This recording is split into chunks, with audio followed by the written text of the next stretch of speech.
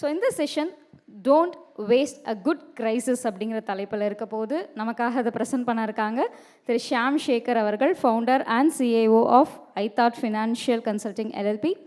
30 years of investing experience. He is known for value and thematic investing. He has been recognized as India's wisest advisor by Wealth Forum. So பொதுவாக investing பற்றி சொல்லும்போது அது ஒரு கடல் அப்படின்னு சொல்லுவாங்க இல்லையா, ஷேர் மார்க்கெட் பொறுத்தவரைக்கும். ஸோ கடலாக இருந்தாலும் பரவாயில்ல, நம்மளுடைய முதலீட்டு களத்தின் வாயிலாக இதை கற்றுக்கலாம் அப்படின்னு நம்மளெல்லாம் எஜுகேட் பண்ணிட்டு இருக்க திரு ஷியாம் சேகர் சார் அவர்களே மேடைக்கு அழைக்கிறேன். அனைவருக்கும் மாலை வணக்கம். நாள் பூரா இன்வெஸ்ட்மெண்ட்டை பற்றி நிறைய கேட்கும்போது சம்டைம்ஸ் இன்ஃபர்மேஷன் ஓவர்லோட் ஆகிடும். பல நேரங்களில் பாம்பேயில் பெரிய பெரிய இன்வெஸ்ட்மெண்ட் கான்ஃபரன்ஸில் பார்க்கும்போது நிறைய வெளியில் ஃப்ரெண்ட்ஸ் நின்றுக்கிட்டே இருப்பாங்க. ஸோ பயோ பிரேக்குக்கு வெளியே போகும்போது ஏன் உள்ளே வராமல் வெளியே நிற்கிறீங்கன்னாக்கா ரொம்ப ஹெவி ஆகிடுச்சு, ஓவர்லோட் ஆகிடுச்சு அப்படின்வாங்க. பட் தமிழ்நாட்டில் இது நடக்கிறதே கிடையாது. இன்ஃபேக்ட் நிறைய ஈவெண்ட்ஸ் நாங்கள் கண்டக்ட் பண்ணிக்கிட்டே வரோம். இந்த மாதிரி இங்கே நடக்கிறதே கிடையாது. ஏன்னா இங்கே இருக்கக்கூடிய இன்வெஸ்ட்மெண்ட் கல்ச்சர் நிறைய கற்றுக்கணும் அப்படின்ற அந்த அடிப்படையில் வளர்ந்து வரக்கூடிய ஒரு கல்ச்சர். அதனால தான் நீங்கள் பார்த்தீங்கன்னா இந்தியாவிலேயே இன்வெஸ்ட்மெண்ட் சம்மந்தப்பட்ட ஈவெண்ட்ஸுக்கு அதிக அட்டெண்டன்ஸ் எந்த ஊரில் இருக்குனாக்கா அது சென்னையில் தான். இப்போ கூட ஆகஸ்ட் 22 தமிழ்நாடு இன்வெஸ்டர் அசோசியேஷன் வந்து அவங்களுடைய புல்லட் ப்ரூஃப் இன்வெஸ்டிங் வைக்க போகிறாங்க. கிராண்ட் ஷோவில் கிட்டத்தட்ட 600-700 பேர் வருவாங்க. இதில் வந்து 400 பேர் தமிழ்நாட்டுக்கு வெளியில் இருந்து வருவாங்க. அதுதான் இதில் வேடிக்கை. அதே நபர்கள் பாம்பேயில் வச்சா வரமாட்டேங்கிறாங்கன்றது பாம்பேயில் இருக்கிறவங்களுடைய ஒரு கம்ப்ளைண்ட்டாக இருக்கும். So let's go into the topic. Why you should never waste good crisis. ஒரு முதலீட்டாளனை ஒரு புல் மார்க்கெட் உருவாக்குதா இல்லை ஒரு கிரைசிஸ் உருவாக்குதா அப்படின்னு என்ன கேட்டிங்கன்னாக்கா, உறுதியாக ஒரு கிரைசிஸ் தான் ஒரு முதலீட்டாளனை உருவாக்குதுன்னு நான் அடித்து சொல்லுவேன். ஏன்னா நான் மார்க்கெட்டுக்கு வந்தது June 1990. Balance of payment crisis கிட்டத்தட்ட அந்த காலகட்டத்தில் தான் ஆரம்பிச்சுன்னு வச்சுக்கலாம். 8-9 மாதத்தில் முத்திடுச்சு இந்த பிரச்சனை. பிரச்சனை என்னன்னு கேட்டிங்கன்னாக்கா, நமக்கு கச்சா எண்ணெயை இம்போர்ட் பண்ணுறதுக்கான டாலர் இல்லை. ஒரு மாதத்துக்கான கச்சா எண்ணெயை இறக்குமதி செய்கிறதுக்கு தான் நமக்கு பணம் இருக்குது. நான் சொன்னது 1990. அதுக்கப்புறம் லிபரலைசேஷன், ரிஃபார்ம் எல்லாம் நடந்தது. மறுபடியும் 2012. 90 யார் லிபரலைசேஷனுக்கு ஃபைனான்ஸ் மினிஸ்டராக இருந்து எல்லா மாற்றங்களையும் கொண்டு வந்தாரோ அவர் பிரதமர். 2012 மறுபடியும் இதே பிரச்சனை. இன்னைக்கு நம்ம 2026 இருக்கோம், மறுபடியும் அதே பிரச்சனை. ஸோ இந்தியாவுடைய பிரச்சனை தான் என்ன அப்படின்னு நீங்கள் பார்த்தீங்கன்னாக்கா,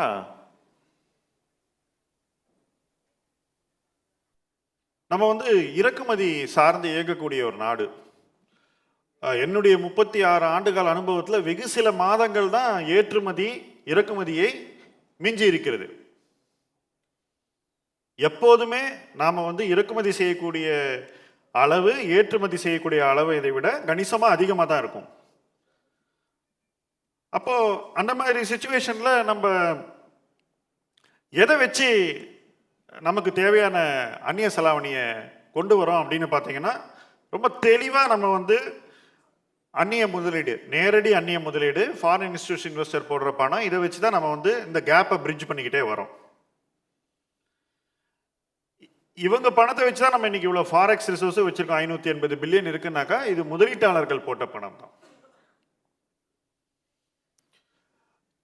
எஃப்டிஐ என்பது அவ்வளோ எளிதில் வெளியேறாத பணம். உதாரணத்துக்கு இங்கே வந்து ஒரு ஃபேக்ட்ரி போட்டால் அந்த பணத்தை எடுத்துகிட்டு வெளியே போக முடியாது, ஃபேக்ட்ரியை விற்றுட்டு தான் போக முடியும்.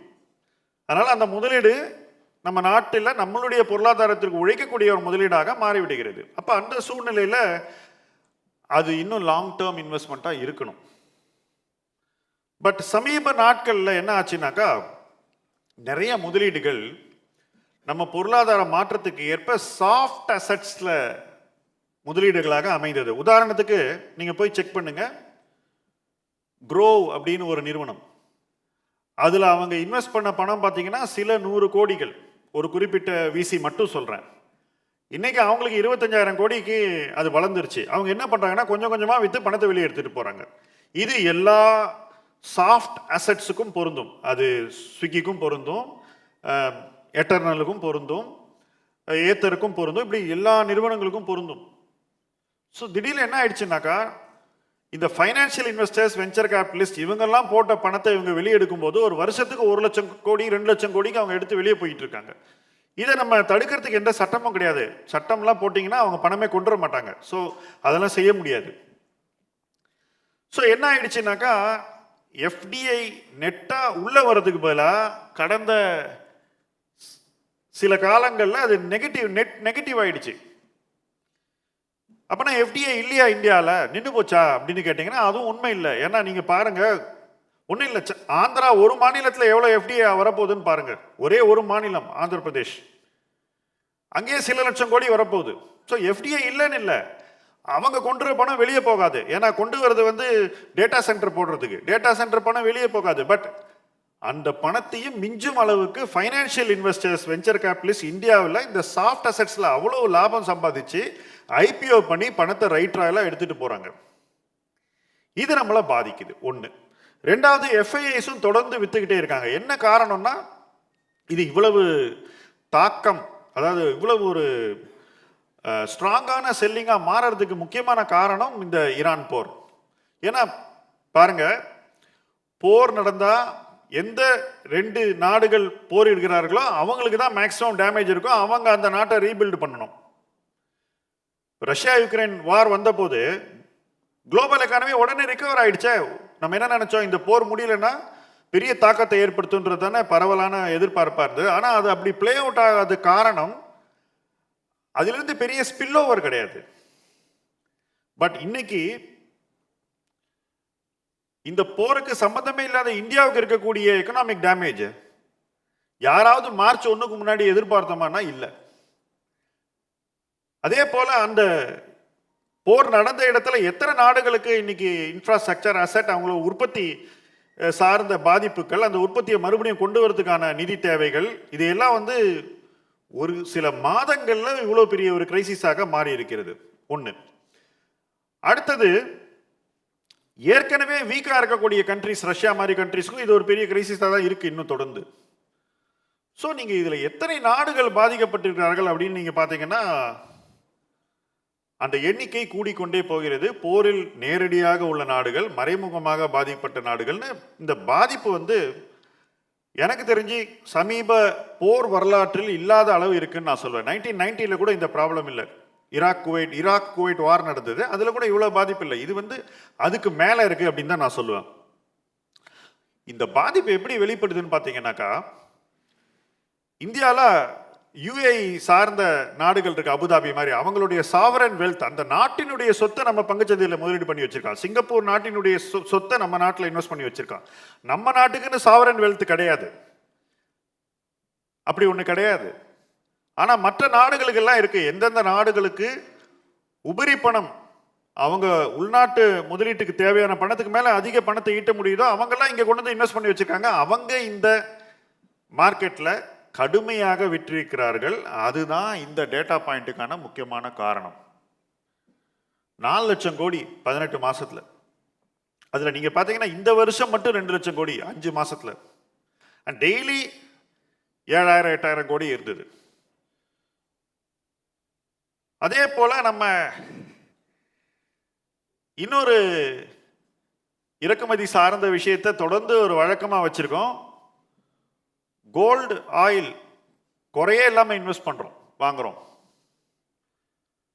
நம்ம நாட்டில் வந்து நம்முடைய உட்கட்டமைப்பு இன்வெஸ்ட்மெண்ட் சார்ந்த தேவைகளுக்கு தனியார் நிறுவனங்களுக்கு முதலீடு செய்ய துணிச்சல் இல்லை. இதை ஓவர் கம் பண்றதுக்கு 5 வருஷமா அரசு கிட்டத்தட்ட 10 லட்சம் கோடி குறைஞ்சபட்சம் வருஷத்துக்கு இந்தியாவில் இன்வெஸ்ட் பண்றாங்க. ஆனா நம்ம ஆளுங்க வருஷத்துக்கு எவ்வளவு கோல்டு இம்போர்ட் பண்றாங்கன்னு பாத்தீங்கன்னா தலை சுத்திடும். அது எவ்வளவு விலை இருந்தாலும் வாங்கலாம், பை அட் எனி பிரைஸ்ங்கிறது கோல்ட்ல வந்து it's almost a blind thing that is going on. அதுவும் மிகவும் அதிகமாக இந்த வருஷம் இருந்தது, ரூபாயின் மீது பெரும் அழுத்தத்தை உண்டாக்கி இருக்கிறது. ஸோ இதெல்லாம் எங்கே கொண்டு வந்து விட்டுருக்குன்னா we are in the thick of a currency crisis. ரூபாயின் மதிப்பு தொடர்ந்து சரிந்து வந்திருக்கிறது. இது கிட்டத்தட்ட 2012 நடந்த நிகழ்வுகளுடைய ஒரு ரீப்ளே அப்படின்னு நான் சொல்லுவேன். 2012 40 ரூபாயிலிருந்து 67 ரூபாய்க்கு தொடர்ந்து இறங்கிக்கிட்டே போச்சு, கான்ஃபிடென்ஸே இல்லாமல். அதுக்கப்புறம் கவர்மெண்ட் அதுக்கு நிறைய மெஷர்ஸ் எடுத்து ரிவர்ஸ் பண்ணாங்க. ஆனால் 67 66 ரூபாய் இருக்கும்போது ஸ்டாக் மார்க்கெட்டில் இருக்கிறவங்க மார்க்கெட் எப்படி பார்த்தாங்க அப்படின்னு பார்த்தீங்கன்னா, இத்தோட மார்க்கெட் முடிஞ்சுது அப்படின்னாங்க. கான்ஃபிடென்ஸே இல்லை. நான் திரும்பி பார்க்கிறேன், அந்த காலகட்டத்தில் பண்ண முதலீடுகள் தான் இன்னைக்கு எனக்கு அந்த டெக்கேடில், தட் இஸ் 2012 20 வரைக்கும் நினைத்து பார்க்க முடியாத அளவு முதலீட்டு வளர்ச்சியை கொடுத்த முதலீடுகளாக அமைந்தன. ஸோ அந்த கிரைசிஸில் நம்ம என்ன பண்ணுறோம் அப்படிங்கிறதா நம்மளை உருவாக்கும்ன்றதுல எனக்கு எந்த சந்தேகமும் கிடையாது. அண்ட் இன்னைக்கு இந்தியாவுடைய ப்ராப்ளம் இதுதான்னா, இந்த ப்ராப்ளம்லேருந்து இந்தியா எப்படி வெளியே வரும்? ஸ்டெப் பை ஸ்டெப் வெளியே வரும். ஃபியூல் ப்ரைஸை ஏற்றுவோம், அந்த டெபிசிட்டை குறைப்போம், கோல்டு இம்போர்ட்டை கட் பண்ணுறதுக்கு என்னென்ன பண்ண முடியுமோ பண்ணுவோம். அடுத்தது டாலரை உள்ளே கொண்டு வரதுக்கு ஏதாவது சில இன்ட்ரெஸ்டிங்கான ரிஃபார்மை கொண்டு வரும். உதாரணத்துக்கு ஒரு பாண்டை ஃப்ளோட் பண்ணுவோம் அல்லது டேக்ஸை குறைப்போம். இது எல்லாமே ஸ்டாண்டர்ட் பிளே புக். யார் ஆட்சியில் இருக்காங்கன்றதை பற்றி கவலையே கிடையாது. This is how the system works. And இந்த மாதிரி ஒரு கிரைசிஸ் வந்த அப்புறம் தான் நம்ம சிஸ்டம் முடிச்சுக்கும். முன்னாடி செய்வாங்கன்னு எதிர்பார்க்காதீங்க. ஏன்னா India is a bureaucracy run country. Crisis தான் நம்மளை வந்து ரிஃபார்ம் பண்ண வைக்கும். கிரைசிஸ் வரைக்கும் நம்ம ரிஃபார்ம் பண்ண மாட்டோம். ஏன்னா அதில் நிறைய விளைவுகள் இருக்குது, பதில் சொல்லணும். ஆனால் கிரைசிஸை நீங்கள் ரிஃபார்ம் பண்ணால் நீங்கள் யாருக்கும் பதில் சொல்ல வேண்டியதில்லை. ஸோ இந்த கிரைசிஸும் நான் அப்படி தான் பார்க்குறேன். இந்த ப்ராப்ளம்ஸ் எல்லாமே இருக்குது, இது எதையும் மறைக்க முடியாது, மறுக்கவும் முடியாது. இந்த ப்ராப்ளம் வந்து நிறைய குறுகிய கால விளைவுகளை உருவாக்கும்ன்றதுல மாற்று கருத்தே கிடையாது. இந்த விளைவுகள் டெஃபினட்டாக பங்குச்சந்தையிலையும் பிரதிபலிக்கும். எப்படி பிரதிபலிக்கும் அப்படின்னா, தொடர்ந்து எஃப்ஐஐ வித்துட்டு இருக்காங்க, இதை பார்த்துட்டு இருக்கீங்க. டிஐஐ தொடர்ந்து மேட்ச் பண்ணிக்கிட்டு இருக்காங்க. அவங்க விற்றா இவங்க வாங்குறாங்க. டெய்லி ஃபிகர் பார்த்தா அவங்களுக்கு இவங்க செல்லிங்கும் அவங்க பையிங்கும் ஒன்றா இருக்கும். ஆனால் இவங்க விற்கிறது தான் அவங்க வாங்குறாங்களா? யாராவது பதில் சொல்லுங்க. கிடையவே கிடையாது. எஃப்ஐஐ விற்கிறது வந்து லார்ஜ் கேப் கம்பெனிஸ், டிஐஐ வாங்குறது mid cap small cap companies. அப்போ எஃப்ஐஐ விற்கிற பங்குகள்லாம் யார் வாங்கியிருக்காங்க? ரீட்டைல். ஸோ இதுதான் நடந்துகிட்டு இருக்கு. இதில் கடைசியாக ஒரு பகுதி இருக்கு, ஹையஸ்ட் ரிட்டர்னை சேஸ் பண்ணுற ஒரு ஆக்டிவிட்டி. நியாயமாக அந்த ஆக்டிவிட்டி எப்போ நடக்கணும்னா பயங்கர பேர் மார்க்கெட்டில் நடக்கணும். ஆனால் இந்தியாவில் எப்போ இது அதிகமாக நடக்கும்னா ஒரு பயங்கர புல் மார்க்கெட்டுக்கு நடுவில் எல்லாரும் போய் மைக்ரோ கேப், எஸ்எம்இ இதெல்லாம் சேஸ் பண்ணுவாங்க. அப்படி சேஸ் பண்ணும்போது என்ன ஆகுதுன்னா, அங்கே வந்து 40% 60 விழுக்காடு கேபிட்டல் லாஸ் வருது. இதே விஷயத்தை நீங்கள் அது நடந்த பிறகு விழுந்த பிறகு வாங்கினீங்கன்னா அது கேபிட்டல் கெயினாக மாறிடும். ஸோ இந்த கிரைசிஸ் எப்படி பார்க்கப்பட வேண்டும் அப்படின்னு பார்த்தீங்கன்னாக்கா, இந்த கிரைசிஸ்னால யாருக்கு பங்குச்சந்தையில் இருக்கக்கூடிய நிறுவனங்களுக்கு எப்படிப்பட்ட பாதிப்பு அப்படின்னு பார்க்கணும். யாருக்கு பாதிப்பு இல்லை, யாருக்கு பாதிப்பு இல்லை, சந்தை வந்து அவங்கள பாதிக்கப்பட்டவர்களாக நினைத்து அவங்க நிறுவன மதிப்பை குறைத்திருக்கிறது. இது பார்த்தீங்கன்னா ஆட்டோமேட்டிக்காக உங்களுக்கு இந்த கிரைசிஸில் நிறைய ஆப்பர்ச்சுனிட்டிஸ் தெளிவாக கண்ணுக்கு தெரியும். கடைசி பாயிண்ட் ரொம்ப முக்கியமான பாயிண்ட். ஐ திங்க் இன்னைக்கு கன்சென்சஸ் வியூ என்னன்னா, லார்ஜ் கேப்ல ஆல்ஃபா கிடையாது, அவ்வளோ ஈஸியாக பணம் சம்பாதிக்க முடியாது அப்படிங்கிறது. 2-3 வருஷம் கழிச்சு திரும்பி இதை பேசுவோம். ஏன்னா ஒரு வாட்டியும் லார்ஜ் கேப் வேல்யூவேஷன் கீழே வரும்போது நிறைய பேர் சொல்லக்கூடிய விஷயம் இதுதான். பட் ஃபண்டமெண்டலாக ஒரு விஷயத்தை முதலீட்டாளர்கள் புரிந்து கொள்ள வேண்டும். எக்கனாமிக் ப்ராக்ஸி அப்படின்ற ஒரு சொல்லாடல் இருக்கு. அதாவது ஒரு பொருளாதாரத்தின் வளர்ச்சியில் நீங்கள் பங்கேற்க வேண்டும் என்றால் அந்த பொருளாதாரத்தில் நடக்கக்கூடிய எல்லா நல்ல விஷயங்களும் எங்கு உங்களால் கேப்சர் பண்ண முடியுதோ அங்கே தான் நீங்கள் போய் உங்களுடைய முதலீடுகளை செய்ய வேண்டும். ஒத்துக்கிறீங்களா? ஒரு சின்ன கம்பெனியில் போய் இது பண்ணீங்கன்னாக்கா அது எங்கே கேப்சர் பண்ணும்? அந்த சின்ன கம்பெனி எந்த அளவுக்கு அந்த கம்பெனியால கேப்சர் பண்ண முடியும்னு கொஞ்சம் யோசிச்சு பாருங்க. அப்போ அது பெருநிறுவனங்களால் மட்டும்தான் அந்த பொருளாதார வளர்ச்சியினுடைய முழு தாக்கத்தையும் நீங்கள் கேப்சர் பண்ண முடியும். உதாரணத்துக்கு சொல்கிறேன், எல்லாரும் டேட்டா சென்டர் ரொம்ப நல்லா பண்ண போகுது சொல்லிட்டே இருக்கோம் இல்லையா? எல்லாரும் சொல்கிறோம் செமிகண்டக்டர் நல்லா பண்ணோம். பட் உங்களால் ஒரு முதலீட்டாளனா இந்த டேட்டா சென்டர்லையோ செமிகண்டக்டர்லையோ முதலீடு செய்யறதுக்கு எத்தனை நிறுவனங்கள் வாய்ப்பை தருகின்றன? ஒரு சின்ன கம்பெனினால செமிகண்டக்டர் டேட்டா சென்டரில் வந்து இன்வெஸ்ட் பண்ண முடியுமா? எல்என்டினால தான் பண்ண முடியும். பட் சிக்கல் என்னன்னா, எந்த வேல்யூவேஷனில் நீங்கள் எல்என்டியை வாங்கணுங்கிறதா சிக்கலை தவிர அதை கடந்து உங்களுக்கு அந்த டீமில் பார்ட்டிசிபேட் பண்ணுறதுக்கு வாய்ப்பே கிடையாது. அதே போல கடன் வளர்ச்சி யார் பொறுப்பாக செய்ய முடியும்? யாருக்கு வந்து கடன் வளர்ச்சியில் இந்தியாவினுடைய டாப் 25% கஸ்டமர்ஸினுடைய ஆக்சஸ் இருக்கு அப்படின்னு பார்த்தீங்கன்னா, ஸ்மால் ஃபைனான்ஸ் பேங்க்குக்கா இருக்கு, அல்லது தமிழ்நாட்டிலையோ கர்நாடகாலையோ ஆந்திராலையோ தனித்து ஒரு மாநிலம் சார்ந்து இயங்கக்கூடிய வங்கிக்கிட்டே இருக்கு? நிச்சயமா அது ஐசிஐசிஐ, ஹெச்டிஎஃப்சி, எஸ்பிஐ இந்த மூணுக்குள்ள தானே இருக்கு. நீங்க எதை வாங்குறீங்கன்றது விஷயம் இல்லை. ஆனா நம்ம என்ன பண்றோம்? அடுத்த எஸ்பிஐ தேடி போறோம், அடுத்த ஐசிஐசிஐ தேடி போறோம், அடுத்த ஹெச்டிஎஃப்சியை தேடி போறோம். ஸோ பெருநிறுவனங்களுக்குத்தான் பொருளாதாரம் ஒரு பாட்டம்லேருந்து மீண்டு வரும்போது அதனுடைய முழு வீச்சையும் கேப்சர் பண்ணக்கூடிய கெப்பாசிட்டி இருக்கு. சின்ன கம்பெனிஸ்க்கு அது கிடையாது. அப்போ அந்த பாட்டம்லேருந்து அந்த டாப் வரைக்கும் நீங்கள் எப்படி இன்வெஸ்ட் பண்ணுறீங்கன்றது தான் உங்களுடைய போர்ட்ஃபோலியோவில் அந்த தாக்கத்தை நீங்கள் எப்படி கொண்டு வரீங்கன்றது. இதுதான் கிரைசிஸில் இருக்கக்கூடிய ஃபர்ஸ்ட் ஆப்பர்ச்சுனிட்டி. இப்போ பாப்புலர் நரேட்டிவ் ஒன்று நான் சொல்கிறேன். ஹை ரிட்டர்ன் வேணும்னா ஸ்மால் கேப் வாங்குங்க, இதானே இன்னைக்கு இருக்கக்கூடிய நரேட்டிவ். எல்லாம் சரி, பட் நீங்க வாங்குறது ஆக்சுவலா ஸ்மால் கேப்பான்னு கேட்டீங்கன்னா அது ஸ்மால் கேப்பே இல்லை, நீங்க வாங்குறது மிட் கேப். ஏன்னா இந்தியாவில் இருக்கக்கூடிய ஸ்மாலஸ்ட் ஸ்மால் கேப் கம்பெனிக்கு இன்னைக்கு 9,000 கோடி ரூபாய் வேல்யூவேஷன் இருக்கு. அப்புறம் அது எப்படி ஸ்மால் கம்பெனி ஆகுது?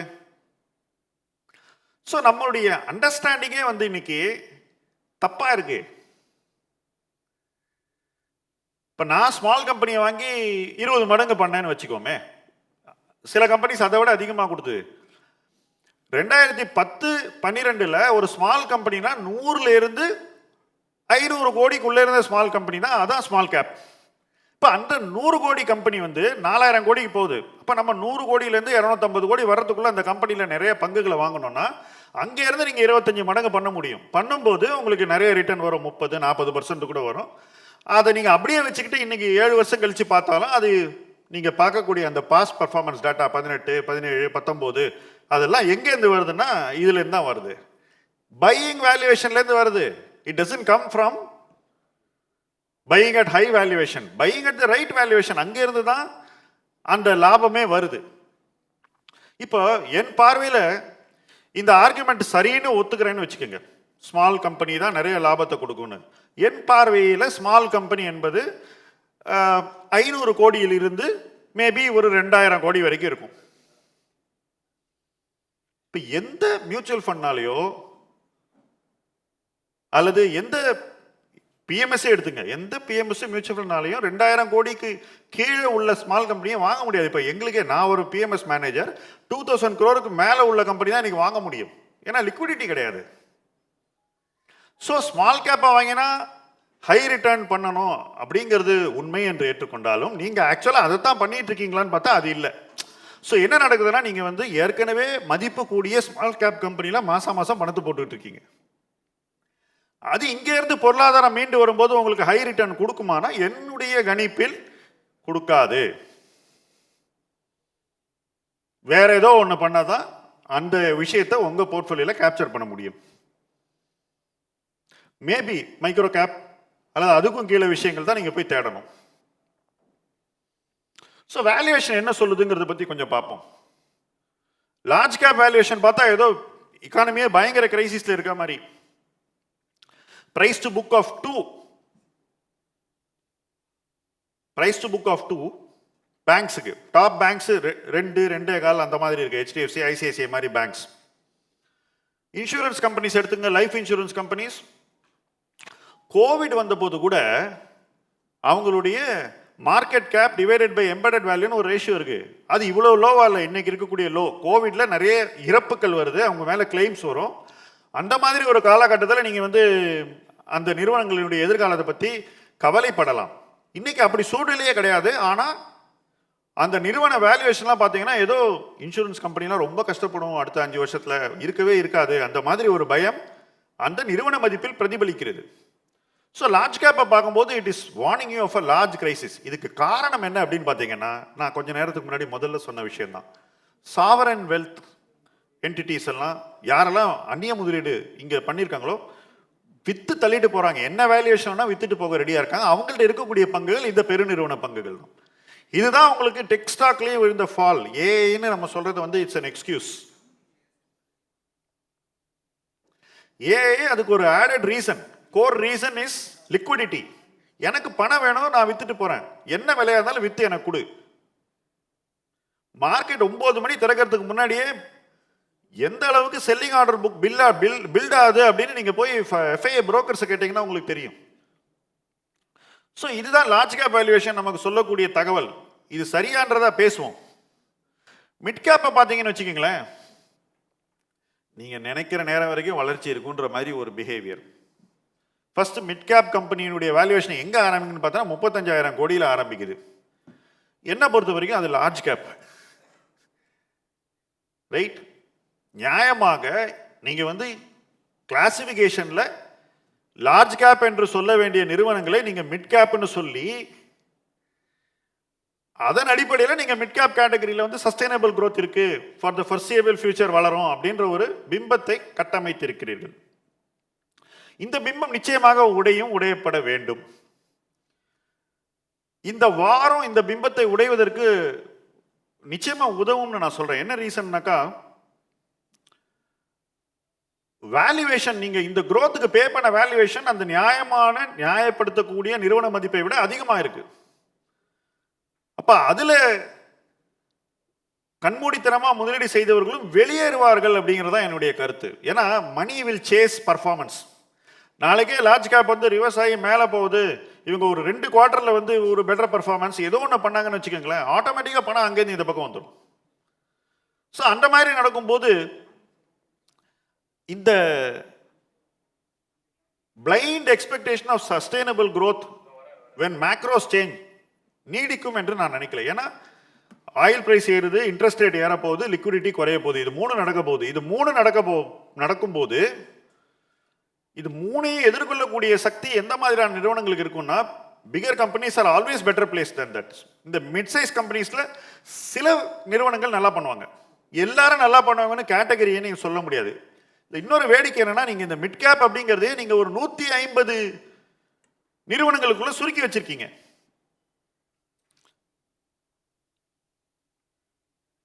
இது எப்படின்னா, we have created a scarcity, ஒரு பற்றாக்குறையை ஆர்டிஃபிஷியலாக நம்ம கிரியேட் பண்ணி வச்சிருக்கோம். வேறஸ் நீங்க மிட் கேப் கேட்டகரியை நீங்க பெருசு பண்ணீங்கன்னா நிச்சயமாக இந்த கேட்டகரி இன்னைக்கு கொடுக்கக்கூடிய இந்த வேல்யூவேஷனை நிச்சயமா கொடுக்காதுன்னு நான் நம்புறேன். அது மட்டும் இல்லை,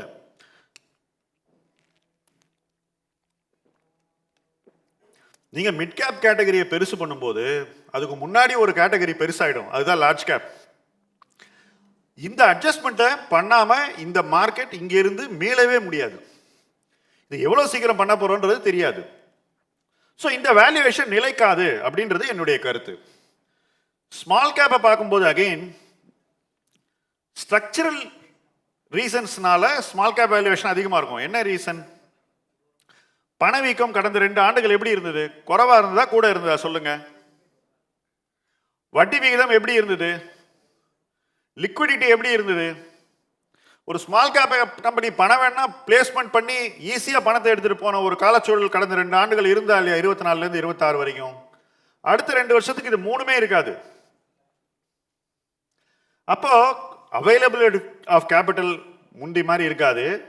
உங்களுடைய பிஸ்னஸுடைய டைனமிக்ஸ் மாறுது. உங்களுக்கு growth கொஞ்சம் குறைஞ்சாலே அந்த எதிர்பார்ப்புகளை அந்த நிறுவனங்கள் மீட் பண்ண ஸ்ட்ரகிள் பண்ணும். அப்படிப்பட்ட ஒரு சூழ்நிலை தான் இன்னைக்கு இருக்கக்கூடிய மேக்ரோ எக்கனாமிக் சிச்சுவேஷன் தெளிவாக வெளிச்சம் போட்டு காட்டுது. பட் நம்மளுடைய பிஹேவியர் எப்படி இருக்கு பாருங்க, அப்படியே கண்ணை கட்டி காட்டில் விட்டா மாதிரி நம்ம பண்ணதையே பண்ணிட்டு இருக்கோம் 2 வருஷமா. எந்த விதமான ஒரு ரெஸ்பான்ஸும் டொமஸ்டிக் இன்வெஸ்டர் சைட்லேருந்து இல்லை, அப்படியே பண்ணதையே பண்ணிட்டு இருக்கோம்.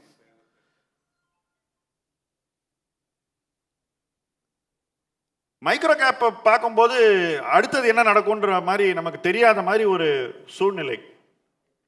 இதுவும் ஒரு மிகைப்படுத்தப்பட்ட ஒரு விஷயம் தான். ஏன்னா நிறைய நிறுவனங்களை நம்ம பனிஷ் பண்ண விதம் பார்த்தீங்கன்னா, நல்ல நிறுவனங்களையும் பனிஷ் பண்ணியிருக்கோம், மோசமான நிறுவனங்களையும் பனிஷ் பண்ணியிருக்கோம், சில நேரங்களில் நல்ல நிறுவனங்களை அதிகமாக பனிஷ் பண்ணியிருக்கோம். அப்போ அந்த இடத்துல எங்கேயோ ஒரு வாய்ப்பு இருக்கும்னு நான் நினைக்கிறேன்.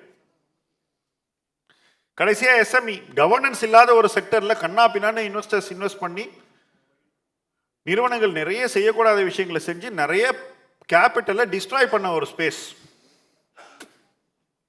ஸோ இதான் வேல்யூவேஷன் நமக்கு சொல்லக்கூடிய தரவு. ஸோ இப்போ இதுக்குள்ளே தான் நம்ம போய் பணத்தை போடணும், கரெக்டா? எப்போவுமே இதுக்குள்ளே தான் போடணும். இப்போ எங்கே போட போகிறோம் பணத்தைங்கிறதா இங்கே கொஸ்டின். நான் பார்த்த வரைக்கும் சொல்கிறேன், தானே முதலீடு செய்யக்கூடிய நபர்கள் செய்யக்கூடிய மிக முக்கியமான தவறு என்ன அப்படின்னு பார்த்தீங்கன்னாக்கா, கடந்த காலத்தில் நடந்த நிகழ்வுகளை வைத்து வருங்காலத்திற்கு வியூகம் அமைப்பது. அதுவும் இந்த கடந்த காலம்ங்கிறது சமீபத்து கடந்த காலம், கடந்த 2 ஆண்டுகாலில் நடந்த வச்சு நீங்க அடுத்த 2 ஆண்டுகள் இப்படி நடக்கும் அப்படின்னு சொல்லி பணத்தை முதலீடு பண்றீங்க.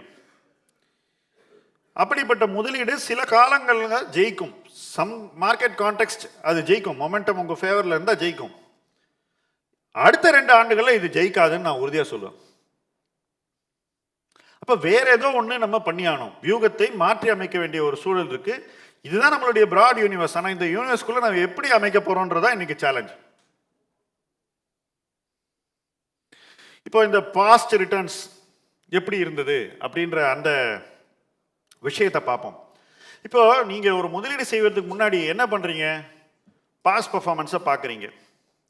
எப்படி பார்க்குறீங்க? 1 மாதம், 3 மாதம், 6 மாதம், 1 வருஷம், இப்படி தான் பார்க்குறீங்க. இப்போ நான் இந்த இடத்துல 30 வருஷம் வரைக்கும் உங்களுக்கு ஒரு இதை கொடுத்துருக்கேன், டேட்டா.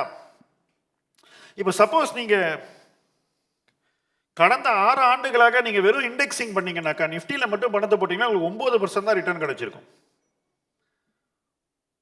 ஜனவரி 1ஆம் தேதியோ அல்லது கொஞ்ச நாள் முன்னாடியோ என்ன உங்களுக்கு சொல்லப்பட்டதுன்னு கொஞ்சம் நினைவூட்டி பாருங்க. செப்டம்பர்லேருந்து ஜனவரி வரைக்கும் நிஃப்டியில் பணம் போட்டாலே 15% ஈஸியாக கிடைக்கும். இதானே நரேட்டிவ். இத்தகைய புனைவுகள் இந்த மாதிரி மேக்ரோ எக்கனாமிக் சேலஞ்சஸ் வரும்போது கம்ப்ளீட்டாக ஷேக் ஆகிடும், நிற்காது அந்த மாதிரி நரேட்டிவ்ஸ். இப்போ பாருங்க, 10% அப்படிங்கிறது என் பார்வையில் ஒரு ரீசனபிள் இண்டெக்ஸ் எக்ஸ்பெக்டேஷன். இந்த 10% நீங்கள் பீட் பண்ணோம்னா நீங்கள் கரெக்டான ஸ்டாக்ஸை தேர்ந்தெடுத்தால் மட்டும்தான் உங்களால் பண்ண முடியும். நீங்கள் என்ன பண்ணாலும் உங்களால் அதை பீட் பண்ண முடியாதுன்னு சொல்கிற ஆர்கியூமெண்ட்டை நான் ஏற்றுக்கொள்ளவில்லை, அதை நான் நிராகரிக்கிறேன். அதை சொல்பவர்கள் தங்களுடைய சொந்த திறனை பற்றி பேசிக்கொள்ளலாம், மற்றவர்களுக்கு அதை சொல்வதில் நியாயம் இல்லைன்னு நான் நினைக்கிறேன்.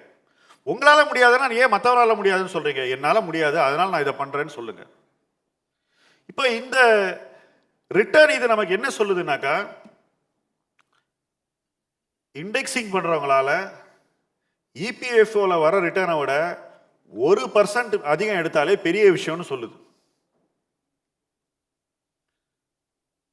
இதுதான் அந்த ஸ்டோரி. இது வரும் காலங்களில் இதை விட மோசமாக கூட போகலான்றது ஒரு ரிஸ்க். ஸோ இண்டெக்ஸிங் பண்ணுறவங்க இன்னைக்கு டெஃபினட்டாக யோசிக்க வேண்டிய ஒரு காலச்சூழல் இருக்கு. பிளைண்ட் இண்டெக்ஸிங் ஒர்க் ஆகாது. இது பிளைண்ட் இண்டெக்ஸிங் எங்கேருந்து வந்தது அப்படின்னு பார்த்தீங்கன்னா, யூஎஸ்லேருந்து அப்படியே நம்ம காப்பி அடிச்சிருக்கோம்.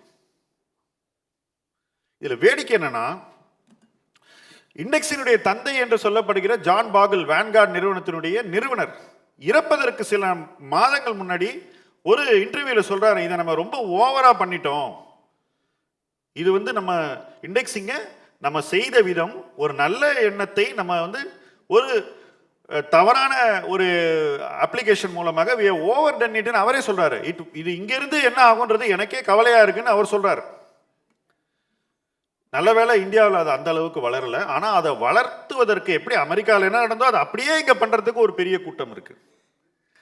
அதுக்கு ஒரு வெஸ்டட் இன்ட்ரெஸ்ட் இருக்கு. என்ன பொறுத்த வரைக்கும் இன்வெஸ்டர் தனக்கு எது சரி அப்படின்றத யோசிச்சு முதலீடு பண்ணணும். அந்த வெஸ்டட் இன்ட்ரெஸ்ட் சொல்றதா சரின்னு அவங்க சொன்னாங்கன்னா தாராளமா செய்யலாம், தப்பில்லை.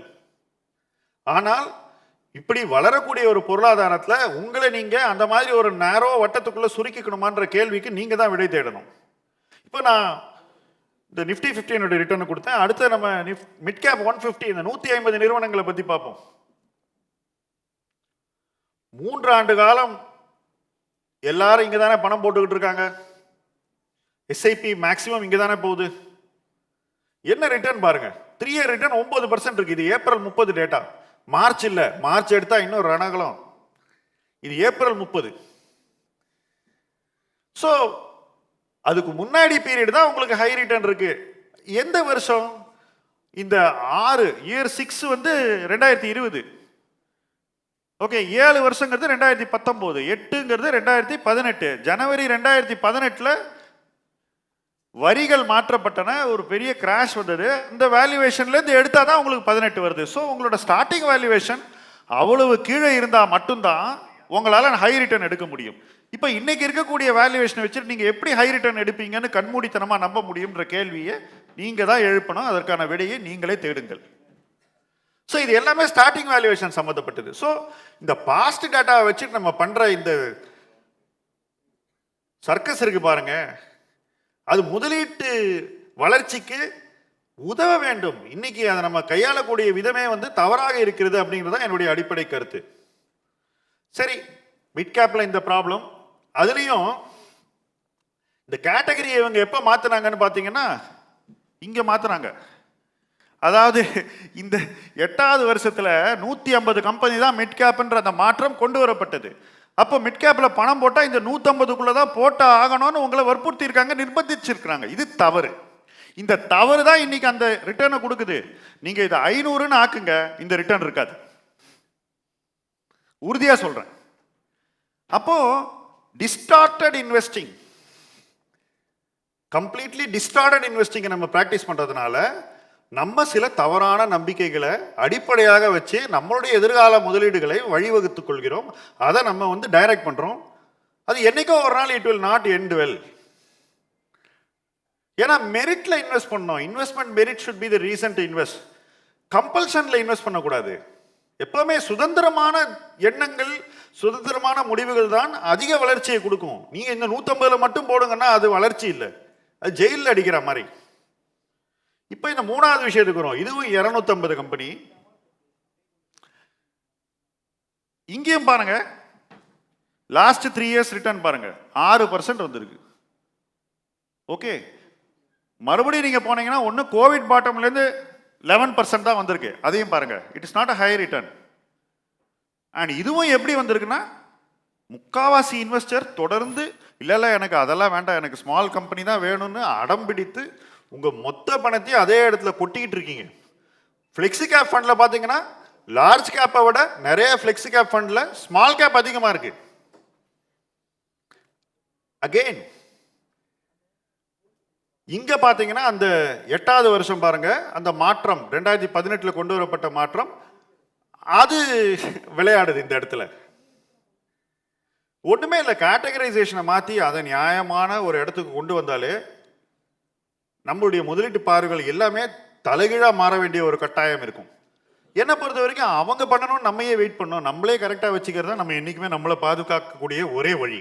ஆஸ் அன் இன்வெஸ்டர் நான் கவர்மெண்ட்டை நம்பி இல்லை, நம்மளுடைய முடிவுகளை சுயமாக சிந்தித்து நமக்கு எது பாதுகாப்பு என்று யோசித்து சரியான முடிவுகளை எடுக்க வேண்டியதான் நம்மளுடைய வேலை.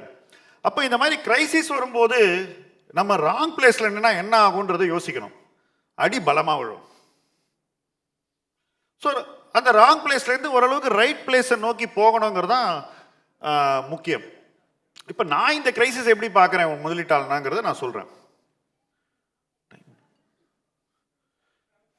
ஃபர்ஸ்ட் இது 2012 டைரக்ட் ரிப்பீட்டாக தான் நான் பார்க்குறேன், எந்த வித்தியாசமும் கிடையாது. கோல்டு ஒரு பீக்கை டச் பண்ணுது, டாலர் ஒரு ஆல் டைம் ஹையை டச் பண்ணுது, ஆயில் பிரைஸ் ரொம்பவே நம்மளை பிரச்சனை பண்ணுது, எஃப்ஐஐ அவுட்ஃப்ளோ ஆல் டைம் ஹையில் இருக்குது. நெட் எஃப்டிஐ நெகட்டிவ், ட்ரேட் டெபிசிட்ஸை பார்க்கும்போது நமக்கு அச்சுறுத்துகிறது. ஆனால் ஸ்டாக் மார்க்கெட் ஒன்றுமே நடக்காத மாதிரி போயிட்டுருக்கு. இதுதான் ஒரே வித்தியாசம். 2012 இப்படி இல்லை, அலற விட்டுச்சு ஸ்டாக் மார்க்கெட் எல்லாரையும். இன்னைக்கு என்ன ஆயிடுச்சுன்னா நமக்கு ரொம்ப மெத்தனம், அவ்வளோ ஓவர் கான்ஃபிடென்ஸை, தப்பான விஷயத்த தில்லா பண்ணிக்கிட்டு இருக்கோம். எதுனா பணம் எங்கே போடக்கூடாதோ அந்த இடத்துல தொடர்ந்து போடுறோம். பணம் எங்கே போட்டால் சேஃப்டியோ அந்த இடத்துல நம்ம என்ன சொல்கிறோம், டைம் வேஸ்ட்டு, ரிட்டர்ன் வராதுங்கிறோம். அப்புறம் ரூபாய் பல கரன்சிஸ்க்கு அகைன்ஸ்டாக கீழே போயிருக்கு. எல்லாரும் டாலருக்கு அகைன்ஸ்டாக பார்க்குறீங்க. தயவு செஞ்சு யுவானுக்கு அகைன்ஸ்டாக எவ்வளோ டிப்ரிஷியேட் ஆகிருக்கு ருப்பின்னு பாருங்கள். பட் யுவானுக்கு அகைன்ஸ்டாக டிப்ரிஷியேட் ஆகுது நமக்கு ஒரு வகையில் வந்து உள்நாட்டு உற்பத்திக்கு சாதகமாக இருக்கும்னு நான் நினைக்கிறேன். வட்டி விகிதம் உறுதியாக இந்தியாவில் கூடும், மாற்று கருத்தே கிடையாது. ஏன்னா இது பிளே புக், இப்படி பண்ணித்தான் ஆகணும். அது என்னைக்கு பண்ண போறாங்கன்றது தெரியாது. ஸோ ஃபியூவல் பிரைஸ் கூடும், வட்டி விகிதம் கூடும், இதெல்லாம் நடக்க போகுது. பட் இதெல்லாம் வந்து பார்த்து ஒரு இன்வெஸ்டரா பயப்படணுமா, மார்க்கெட்டை விட்டு ஓடணுமா அப்படின்னு என்ன கேட்டீங்கன்னா நிச்சயமா கூடாது. இன்னைக்கு தான் நின்று ஆடணும். பட் என்ன பிரச்சனை, நம்ம வந்து இயர் ஆன் இயர் லாபம் வரணும், இயர் ஆன் இயர் ரிட்டர்ன் வரணும் அப்படின்ற ஒரு லீனியர் அப்ரோச் எடுக்கிறோம் ஈக்விட்டி இன்வெஸ்டிங்க்கு. ஈக்விட்டி இன்வெஸ்டிங் லீனியர் அப்ரோச்சுக்கான ஒரு காலச்சூழலே இல்லை, அது என்றைக்குமே இருந்துடக்கூடாது. கடந்த 4-5 ஆண்டுகள் தவறான அந்த ஒரு எக்ஸ்பெக்டேஷன் நம்ம மைண்டில் செட் பண்ணியிருக்கு. 1994 to 2004 equity market headline returns எவ்வளோ கெஸ் பண்ணுங்க? 10 வருஷத்தில் யாராவது கெஸ் பண்ணுங்க? Anyone wants to guess? 1994 to 2004 headline returns, equity index returns, market wide returns 0.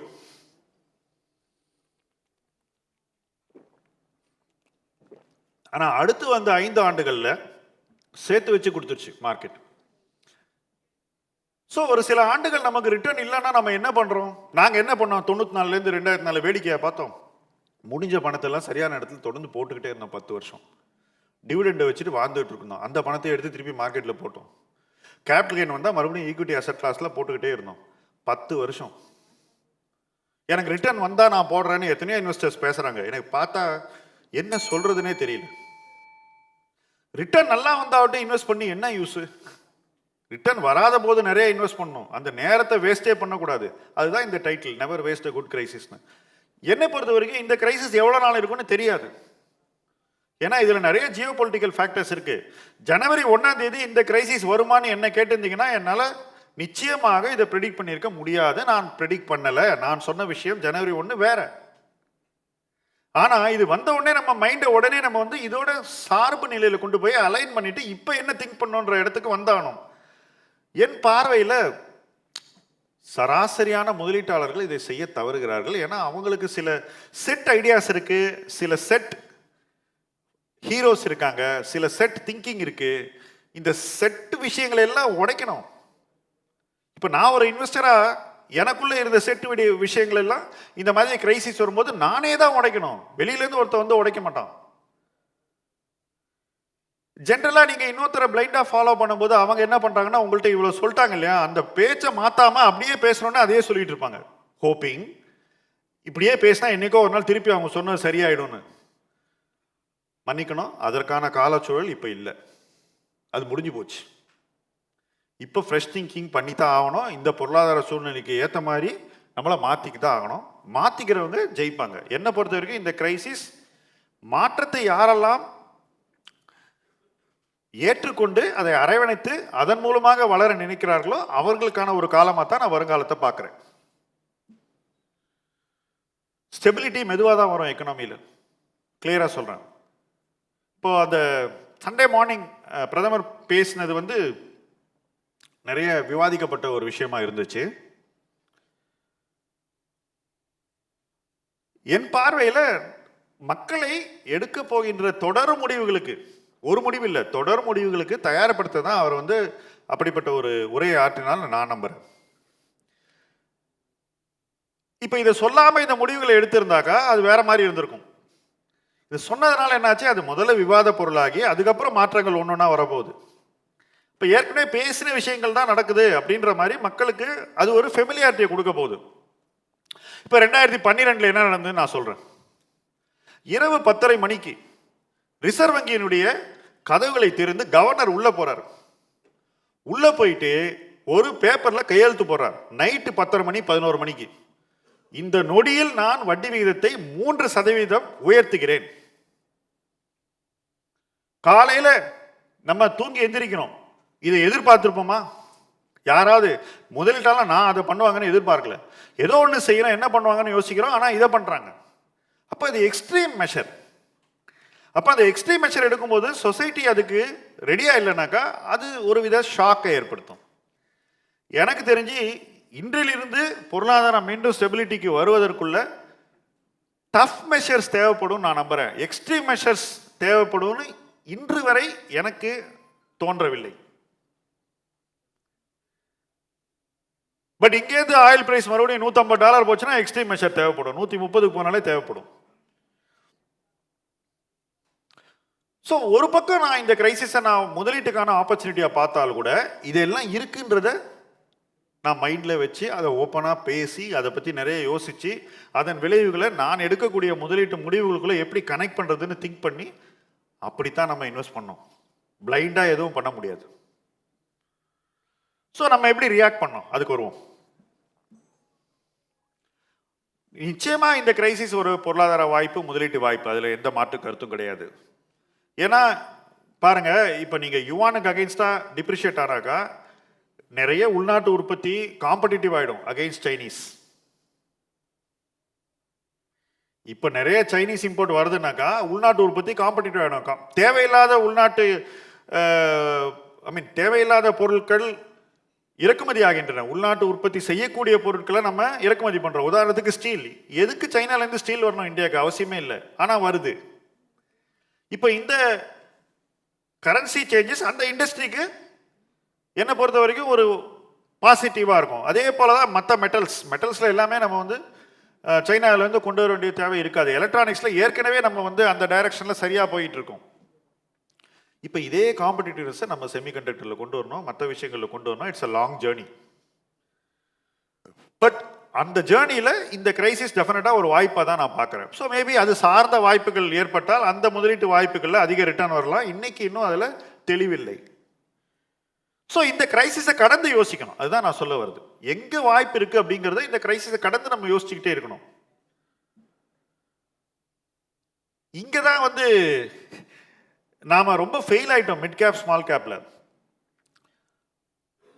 மதிப்பு சார்ந்து மதிப்பை மதித்து முதலீடு செய்ய தவறுகிறோம். அதுவும் நிறைய இந்த ஸ்மால் அண்ட் மிட் கேப்ல மதிப்பு அப்படிங்கிறதுக்கு நம்ம மரியாதையே கொடுக்கறது. என்ன வேல்யூவேஷன் வேணா வாங்கலாம், நமக்கு அப்புறம் நம்மை விட ஒரு பெரிய முட்டாள் வாங்குவான்ற அந்த கிரேட்டர் ஃபூல் தியரி தான் ஆப்ரேட் ஆகுது. ஒரு இன்டெலிஜென்ட் இன்வெஸ்டிங் வாரன் பஃபெட் சொன்னதோ கிரஹாம் சொன்னதோ நிச்சயமாக இல்லைன்னு நான் சொல்வேன். இப்போ நம்ம அப்படி இருக்கக்கூடாது. என்ன பொருளுக்கு எவ்வளவு மதிப்பு கொடுக்குறோன்றதுல ரொம்ப டைட்டாக இருக்கணும். வேல்யூ கான்ட்ரேரியாக இருக்கணும். மற்றவர்கள் வாங்க விரும்பாத பொருளை சரியான மதிப்பீட்டில் வாங்க வேண்டும். அப்புறம் இந்த உள்நாட்டு பொருளாதாரத்தை நம்ம போதுமான அளவு மதிக்கிறது இல்லைங்கிறது என்னுடைய கருத்து. கடந்த 20 ஆண்டுகளில் அக்ரிகல்ச்சரல் ரிலேட்டட் கம்பெனிஸ் கொடுத்த ரிட்டர்னை ஐடி கம்பெனி கொடுக்கல. எவ்வளோ பேருக்கு தெரியும்? எவ்வளோ பேருக்கு தெரியுது? ஸோ இந்த எக்ஸ்போர்ட் அப்செஷன் எந்த அளவுக்கு கரெக்ட்? உள்நாட்டு சேவை நிறுவனங்கள் கொடுத்த லாபத்தை வெளிநாட்டில் சேவை செய்யக்கூடிய நிறுவனங்கள் கொடுக்கல. எவ்வளோ பேருக்கு தெரியும்? இந்திய நுகர்வு domestic plays are stronger because they are very stable. ஆனால் நம்ம அதை மதிக்கிறது இல்லை. ஏன்னா அதில் பெரிய ஸ்டோரி இல்லை. அதை பற்றி யாரும் அதிகம் எழுதுறது இல்லை. பட் அந்த மாதிரி உள்நாட்டு பொருளாதாரம் சார்ந்த முதலீட்டு வாய்ப்புகளை பார்க்கும்போது நமக்கு ஸ்டெபிலிட்டி கிடைக்குது. நம்ம போர்ட்ஃபோலியோவில் ப்ரெடிக்டபிலிட்டி கிடைக்குது. எஸ், இந்த வருஷம் நண்பர் சொன்ன மாதிரி சூப்பர் எல்னினோ என்ன பண்ணுன்றது தெரியாது. மேபி அஃபெக்ட் பண்ணுன்னே வச்சுக்கோம். அப்போ அந்த வாய்ப்புகள் இன்னும் அட்ராக்டிவாக நம்ம கிடைக்கும் போது வாங்கினோம்னா எல்லா வருஷமும் எல்னினோ வராது, சூப்பர் எல்னினோ வராது. ரிவர்ஸ் ஆகும்போது நமக்கு ரிவர்ஸில் வந்து உங்களுக்கு பெனிஃபிட் இன்னும் பெட்டராக இருக்கும் ஆக்சுவலாக. So you will get it cheaper and it will become again over valued. இந்த ஸ்விங் வந்து டெஃபினட்டாக மிஸ் பண்ணக்கூடாத ஒரு விஷயம்னு நான் நினைக்கிறேன். அப்புறம் இந்த போர்ட்ஃபோலியோ பொசிஷனிங், நிறைய பேரோட போர்ட்ஃபோலியோ பார்க்கும்போது பொசிஷனிங்கே இல்லை, பிடிச்சதெல்லாம் வாங்கி வச்சிருக்காங்க.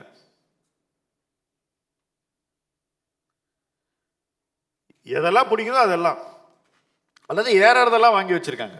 அதுவும் ஒரு விதமான முதலீடாக இருக்கு. அப்படி இருக்கக்கூடாது. டெஃபினட்டாக இதை இந்த காரணத்துக்காக இவ்வளவு ஒதுக்கீடு என் போர்ட்ஃபோலியோவில் பண்ண போறேன்ற அளவு ஒரு ப்ரிசைஷன் இருக்கணும், ப்ரிசைஸ்னஸ் இருக்கணும். இது எல்லா முடிவுகளுக்கும் சேர்ந்து ஒட்டுமொத்த போர்ட்ஃபோலியோவுக்கு ஒரு பொசிஷனிங் கொடுக்கணும். இப்போ 2020 நான் ஃபுல்லாக ஒரு டொமஸ்டிக் ஃபேசிங் போர்ட்ஃபோலியோ தான் பண்ணேன். நான் எக்ஸ்போர்ட் தேடி போகவே இல்லை. ரூபாய் 67 போன போது கூட நான் கவலையே படலை. எனக்கு டொமஸ்டிக் எக்கானமி தான் வேணும், ஐ வாண்ட் டொமஸ்டிக் பொசிஷனிங். அதுதான் எனக்கு ரிட்டர்னை கொடுத்தது. ஸோ என்னை பொறுத்த வரைக்கும் இன்னைக்கும் ஒரு போர்ட்ஃபோலியோ பொசிஷனிங் வரணும். அது என்னன்றதை நீங்கள் யோசிங்க. ஆனால் அது கரெக்டாக இருக்கணும். அப்படி இருந்தால் தான் நீங்கள் ஜெயிக்க முடியும்.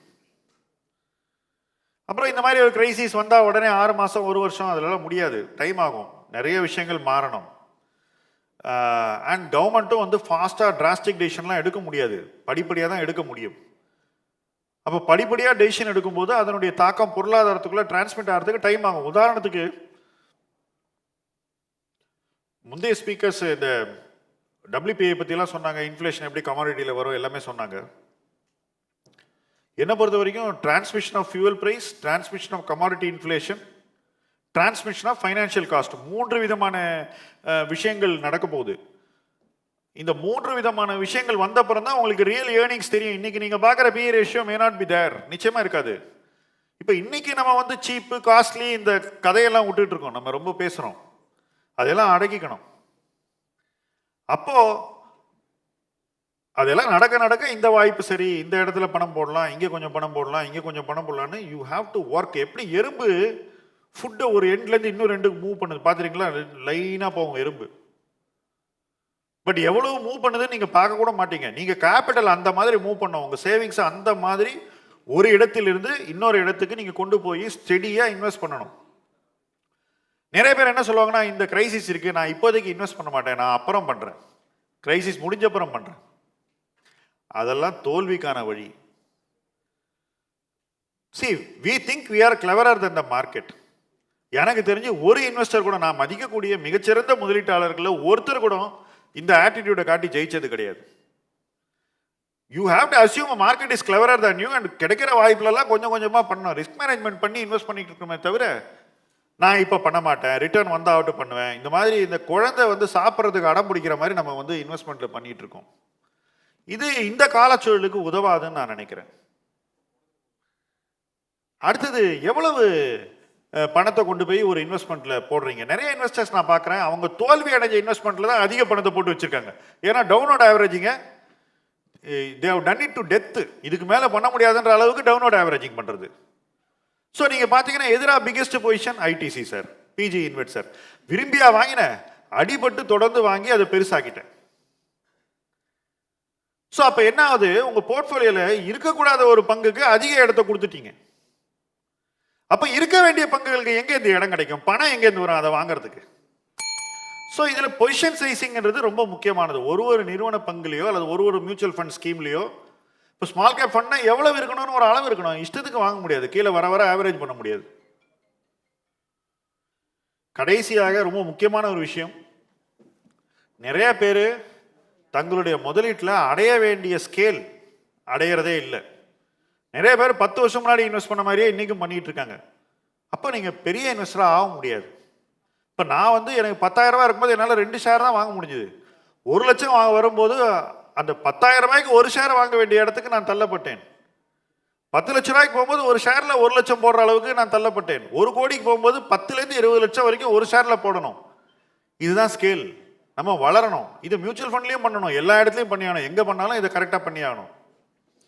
ஸோ ஸ்கேலை இந்த காலகட்டத்தில் நிச்சயமாக நீங்கள் அச்சீவ் பண்ணணும். இந்த கிரைசிஸ் ஸ்கேல் பண்ணுறதுக்கான ஒரு வாய்ப்பாகத்தான் நான் பார்க்குறேன். மேபி 2-3 இயர்ஸ் இந்த மாதிரி இருந்தால் கூட இருக்கலாம். அப்போது நீங்கள் இதை தான் செய்யணும். You can change your priorities. உங்கள் ப்ரையாரிட்டி என்ன?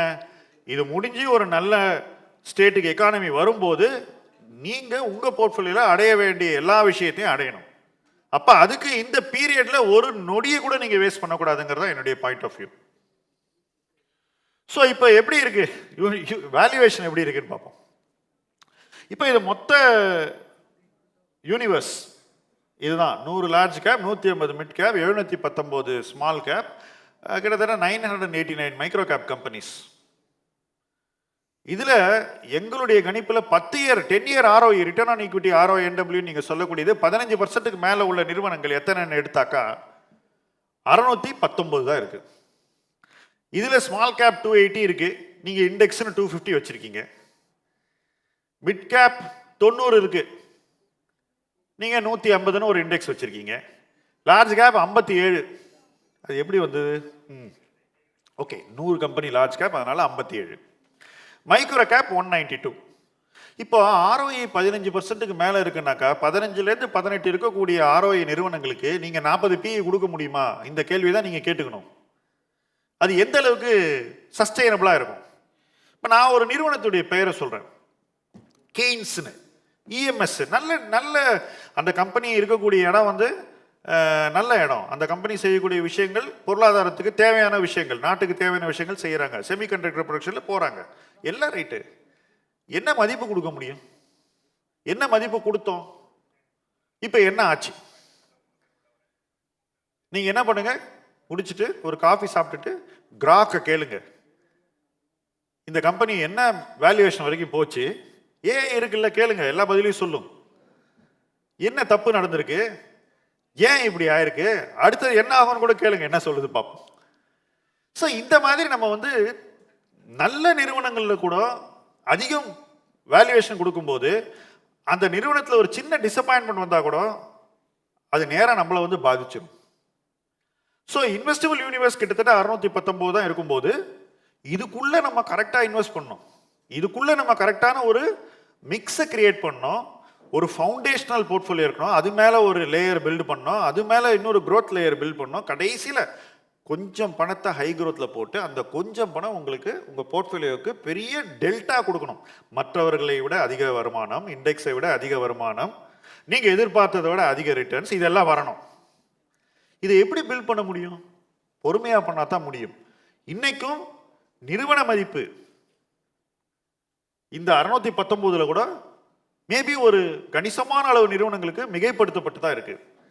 எங்கே இறங்கி இருக்குன்னா லார்ஜ் கேப்ல இறங்கி இருக்கு, மற்ற இடத்துல இன்னும் இறங்கணும். எவ்வளோ இறங்கணும்?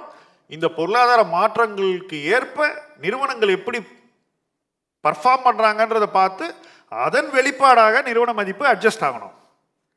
அதுக்கப்புறம் வர நிறுவன மதிப்பு பார்த்து நம்ம அந்த ஏரியாஸில் அதிக இன்வெஸ்ட் பண்ணணும். So it's a long journey. இந்த லாங் ஜேர்னியை நம்ம வந்து ரொம்ப ரொம்ப சுருக்கிறோம். ஏதோ ஒரு சினிமா விமர்சனர் பார்த்து மறுநாள் காலையில் இந்த படம் போகலான்னு புக் பண்ணுற மாதிரி நம்ம இன்வெஸ்ட்மெண்ட் பண்ணுறோம்.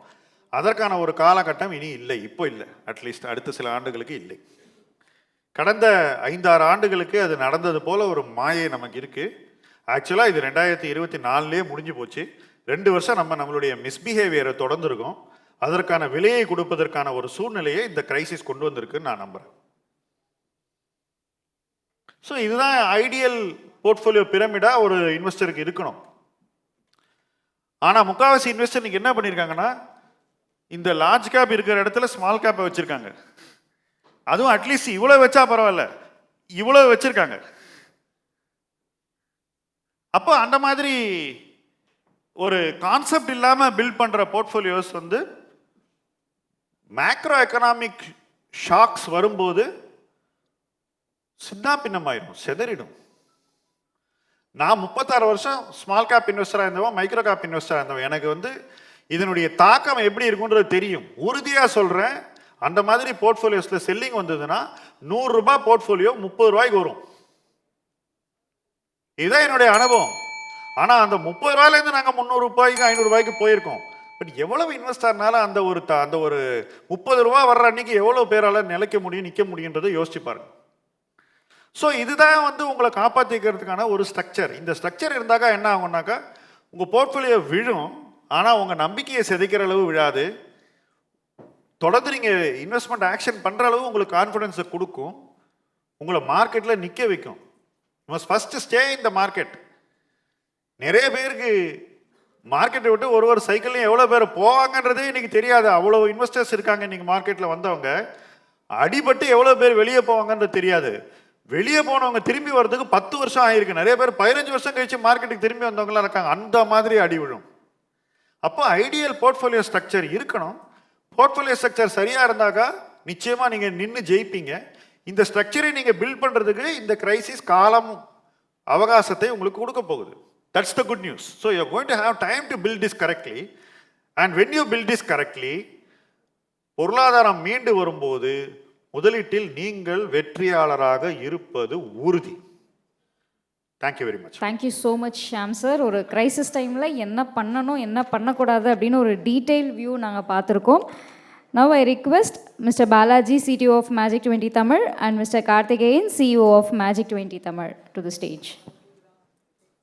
திரு ஷியாம் சேகர் சார் அவர்களுக்கு ஒரு நினைவு பரிசு வழங்குவதற்காக mister Balaji and mister Karthikeyan அவர்களை அழைக்கிறோம்.